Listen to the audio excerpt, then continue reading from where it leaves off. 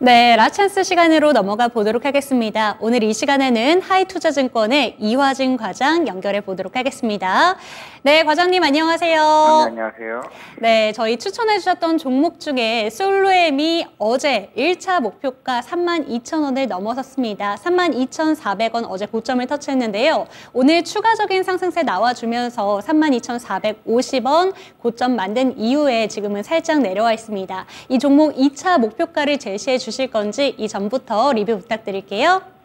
네, 일단 32,000원은 일단 제가 이제 단기적인 1차 목표가 제시를 했었고, 솔로인 같은 경우도 이제 ESL 이제 하고서 전자 가격 표시기라고 해서 그동안 이제 미국도 그렇고 전 세계적으로 사실 인건비가 계속 올라오다 보니까 여기에 대한 대체재로에 대한 수요가 좀 폭발적으로 좀 일어나고 있는 것 같습니다.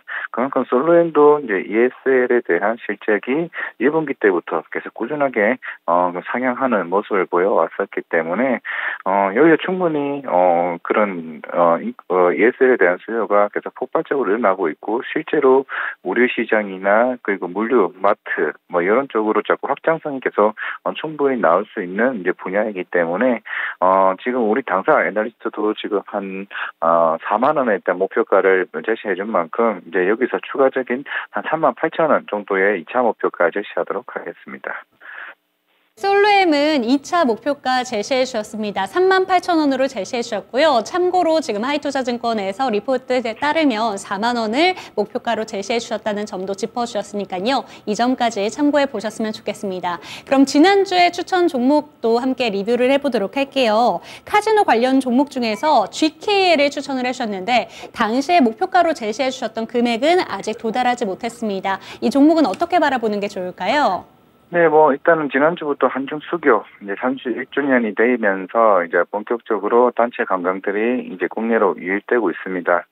오히려 이제 일본 쪽에서 지금 이제 중국에서 단체 관광객 금지 얘기가 나오고 있는 만큼 오히려 관사 수혜는 충분히 좀 나오지 않을까 생각을 하고 있고, 물론 지금 아직까지는 카지노주들이 크게 반등을 못하고 있습니다. 그만큼, 그동안에 작년부터 일본인에 대한 유입이 본격적으로 드러나게 되면서, 이런 파라다이스나 이런 유입액은 충분히 드랍액 자체가 증가하는 모습을 보였었고, 이건 이제 데이터가 어느 정도 증명해줘야 또 강한 상승 흐름이 좀 나오지 않을까 생각을 하고 있습니다.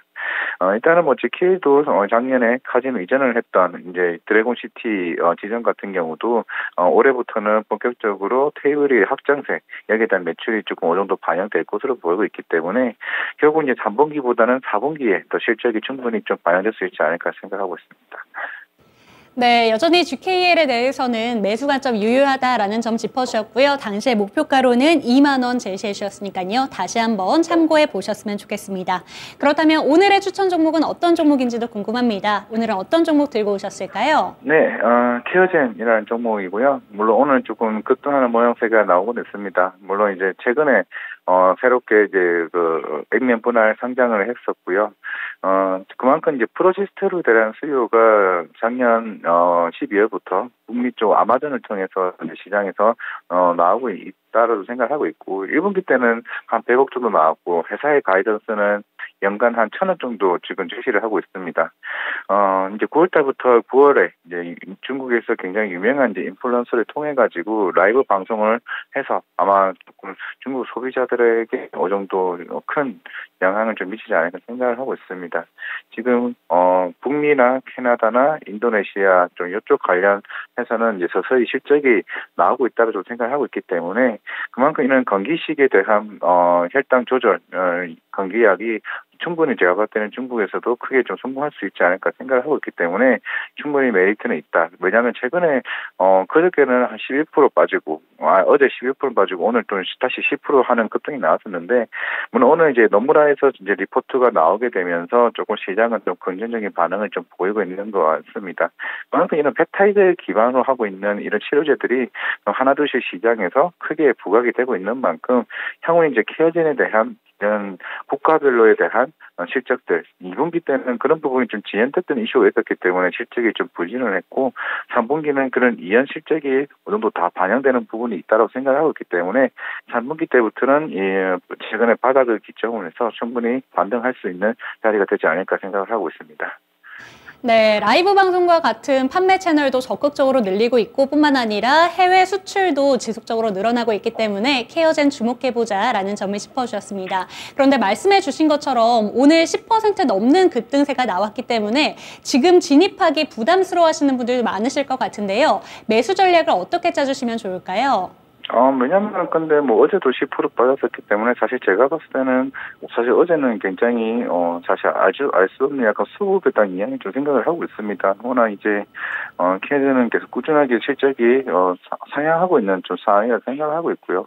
10% 올랐다고 해서 지금 가격이 제가 봤을 때는 부담이 없다고 좀 생각을 하고 있습니다. 만약 내일 어느 정도 빠진다라고 하게 되면은 다시 한번 좀 분할적인 매수 접근이 하는 게 맞다라고 생각을 하고 있고, 그리고 다음 달 초가 되면은 펩타이드 수출 잠정치가 좀 나올 거라서 제가 봤을 때 좀 긍정적으로 나오지 않을까. 워낙 지난달에 안 좋게 나왔기 때문에 그러면 이제 어느 정도 케어제는 좀 바닥을 다졌다라고 생각을 하고 있습니다. 그렇기 때문에 한 목표가는 5만 원 충분히 달성할 수 있을 것 같습니다. 왜냐하면 그렇게 높이 있는 가격대가 아니라는 생각을 하고 있고, 이제 손절가는 한 3만 원 제시하도록 하겠고요. 매수가는 만약에 지금 가격이 부담스러우시다면은 아마 내일 주가가 조금이라도 빠지게 되면은 조금씩 담아가는 전략으로 제시하도록 하겠습니다.